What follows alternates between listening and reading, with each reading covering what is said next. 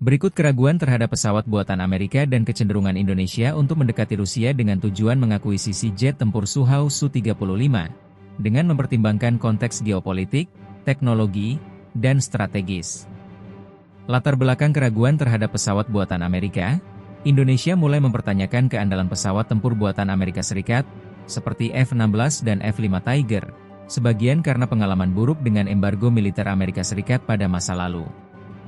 Embargo yang diberlakukan pada 1990-an akibat isu hak asasi manusia di Timor Timur menyebabkan kesulitan dalam perawatan dan penyediaan suku cadang, melemahkan kesiapan tempur TNI AU.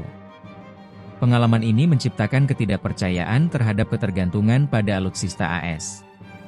Keunggulan teknologi Su-35 Rusia. Dorongan teknologi Sukhoi Su-35, jet tempur generasi 4 buatan Rusia, menjadi incaran Indonesia karena kemampuan supernya, termasuk kecepatan maksimum Mach 2,25, manuvrabilitas tinggi, O9G, dan radar AESA yang mampu melacak hingga 30 target dalam radius 400 km. Pesawat ini juga dilengkapi teknologi thrust vectoring, memberikan keunggulan dalam pertempuran udara jarak dekat, dogfight, yang dianggap cocok untuk kebutuhan pertahanan Indonesia.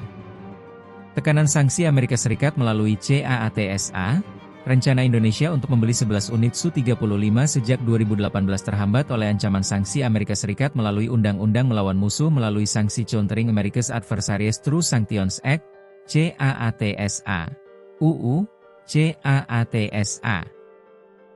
UU ini mengancam sanksi ekonomi bagi negara yang bertransaksi dengan Rusia, termasuk pembelian alutsista. Tekanan ini membuat Indonesia ragu melanjutkan kesepakatan, meskipun kontrak senilai 1,14 miliar dolar telah diteken, memperkuat persepsi bahwa AS menghalangi kedaulatan Indonesia dalam memilih mitra pertahanan. Skema imbal dagang yang inovatif, untuk menghindari ketergantungan pada dolar Amerika Serikat dan memitigasi dampak sanksi CAATSA, Indonesia dan Rusia merancang skema imbal dagang dalam pembelian Su-35.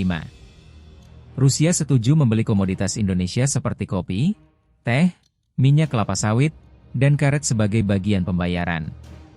Skema ini tidak hanya mengurangi beban finansial, tetapi juga menunjukkan fleksibilitas Rusia dalam kerjasama, kontras dengan pendekatan Amerika Serikat yang lebih kaku.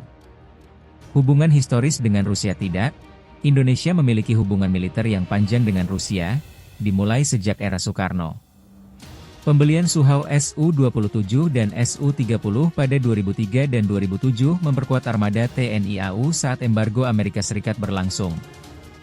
Rusia juga dikenal tidak mencampurkan politik dengan penjualan senjata, menjadikannya mitra yang lebih dapat diandalkan bagi Indonesia dibandingkan AS, yang seringkali memberlakukan syarat politik. Kelemahan pesawat Amerika Serikat dalam konteks Indonesia. Selain isu embargo, pesawat buatan AS seperti F-16 memiliki biaya perawatan yang relatif tinggi dan teknologi yang dianggap tertinggal dibandingkan Su-35.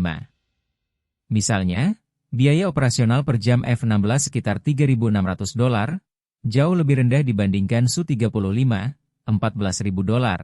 Tetapi Su-35 menawarkan kemampuan tempur yang lebih unggul. Selain itu, pilot TNI AU sudah terbiasa dengan doktrin operasional Sukhoi, membuat transisi ke Su-35 lebih mulus.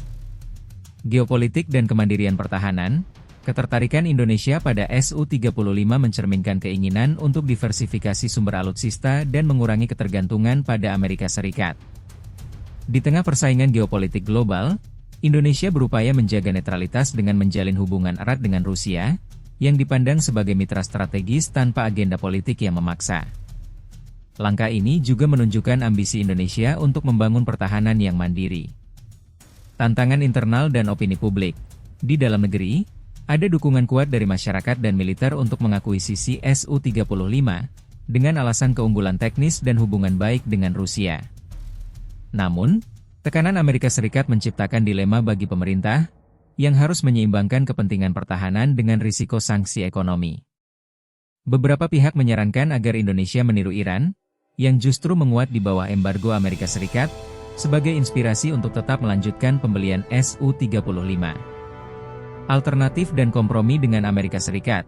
Meskipun tertarik pada Su-35, Indonesia juga mempertimbangkan pesawat buatan Amerika Serikat seperti F-15EX dan Rafale dari Prancis sebagai bagian dari modernisasi TNI AU. Amerika Serikat bahkan menawarkan F-16 Viper sebagai pengganti Su-35. Namun penolakan Amerika Serikat untuk menjual F-35 kepada Indonesia menambah keraguan terhadap komitmen Amerika Serikat sebagai mitra.